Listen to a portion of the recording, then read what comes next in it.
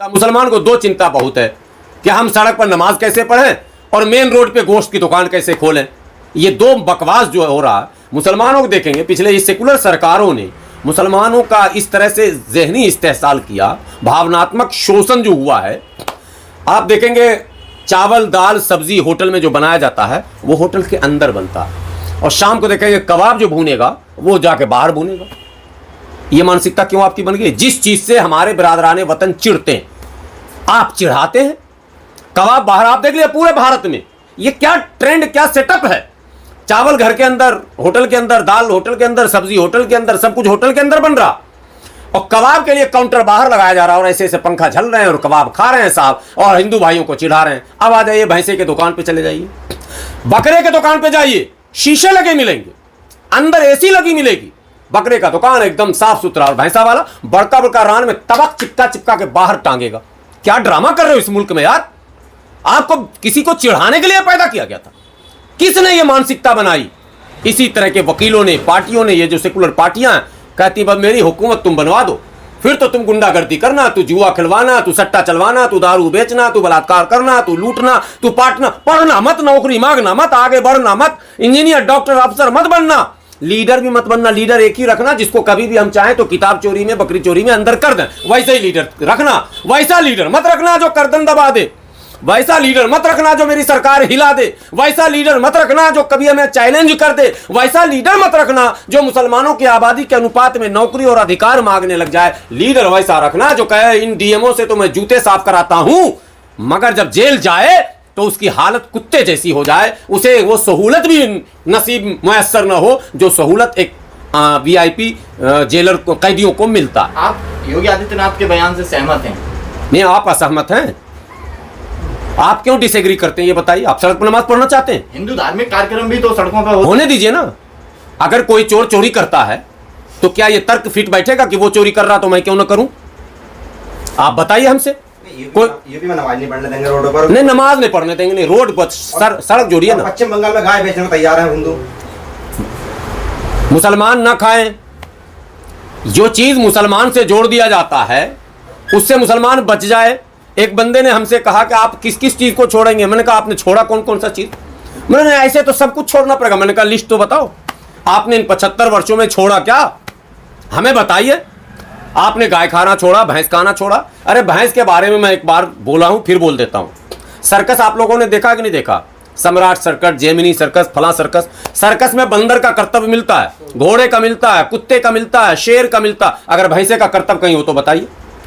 Circus वालों ने भी छांट दिया कि किसी काम का नहीं है। कहावत है गई भैंस पानी में, भैंस के सामने बीम बजाना, ये सब सारी कहावतें हैं, काला अक्षर भैंस बराबर। और उसी भैंस को जिसको सर्कस वालों ने छांट दिया, मुसलमानों पे थोप दिया, तुम ही खाएगा ये, तो तुमको भी किसी काम का नहीं रखा गया, छांट दिया। साहब पश्चिम बंगाल सरकार को बचा क्यों रहे हैं? नहीं, मैं हिंदू बेच नहीं पा रहे हैं। मैं किसी सरकार को नहीं बचा रहा हूं, मैं मुसलमानों को कह रहा हूं कुछ नया जीने का अंदाज बनाओ, जीने का ऐसा अंदाज बनाओ कि दुनिया हैरान हो जाए कि अरे मुसलमान ऐसे भी जीता। यस, ऐसे ही जीता हूं मैं। शाद अजीमाबादी एक बहुत बड़े शायर गुजरे हैं, अल्लाह उनको जन्नत दे। पटना अजीमाबाद का नाम, पटना का नाम पहले अजीमाबाद हुआ करता था, पटना के थे शाद अजीमाबादी। उनका एक मशहूर शेर अक्सर मैं पढ़ता हूं। कब कहा? 100 साल पहले की बात।